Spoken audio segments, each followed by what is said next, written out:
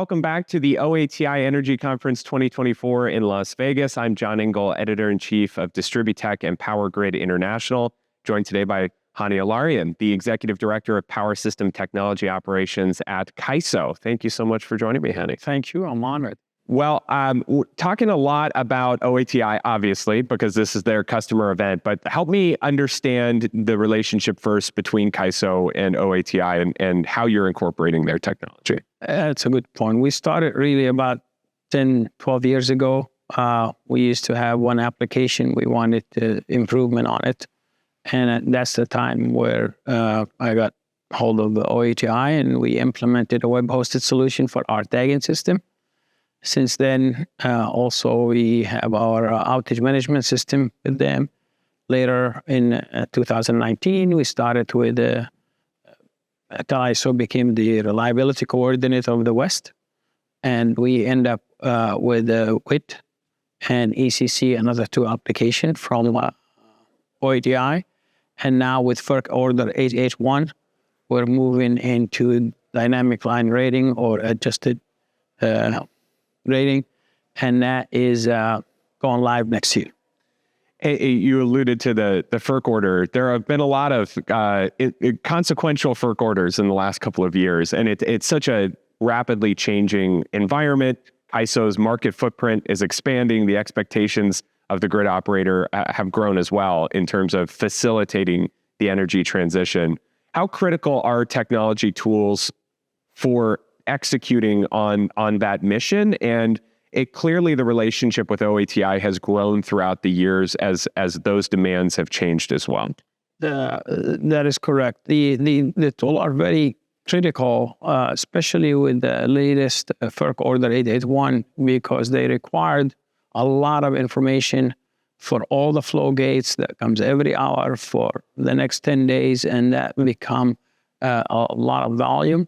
And we wanted to make sure that it's designed in such a way not that you have to send lots of data every hour.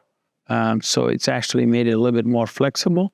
And that data have to go so many different applications in our system, and all the entities need to submit it.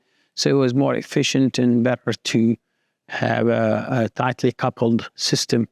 And tool, obviously, all applications have to be high availability with redundancy, reliability, and we're on the grid, so it have to be reliable. You guys have a lot on your shoulders at CAISO. What do you see as the biggest challenge in the energy transition? I know that's a really big question and very open-ended.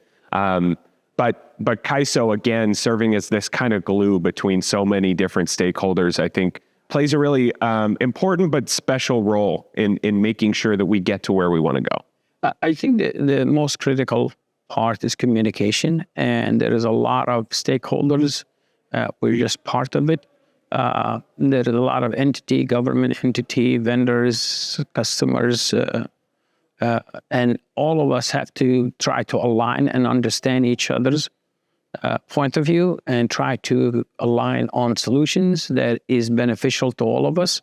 And our goal at CAISO is to listen to everybody and make sure that we are coming out with solutions that is win-win for everybody.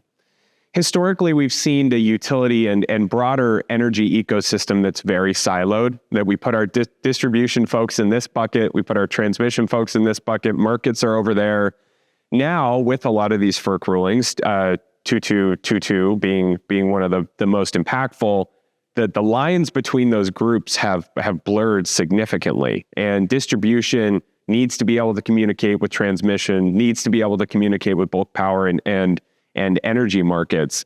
How should we be looking at the system more broadly now as this kind of end-to-end equation instead of necessarily, separating ourselves by these arbitrary categories?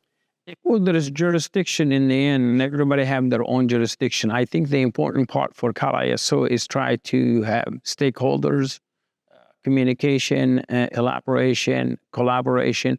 And these are the kind of things that you don't want to be in silos. You want to make sure that you understand everybody's area of expertise, their knowledge base, their jurisdiction, and recommendation goes both ways. And we try to always have a good, solid communication so everybody's aligned on the great solution.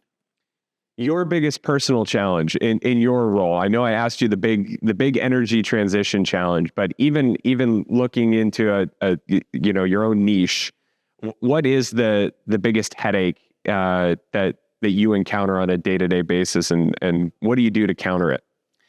I have the role of bid-to-bill and reliability applications and making sure they're available, functional, least amount of bugs, and really my customer is the operator, making sure that the grid is solid and visualization and situational awareness is good for them. The biggest challenge is trying to figure out how to present information in such a way that makes it best for them. And the best approach is to listen and see what makes sense to them and how they want the information presented. The other part is availability, robustness, resiliency, all the things that have critical function that operator rely on.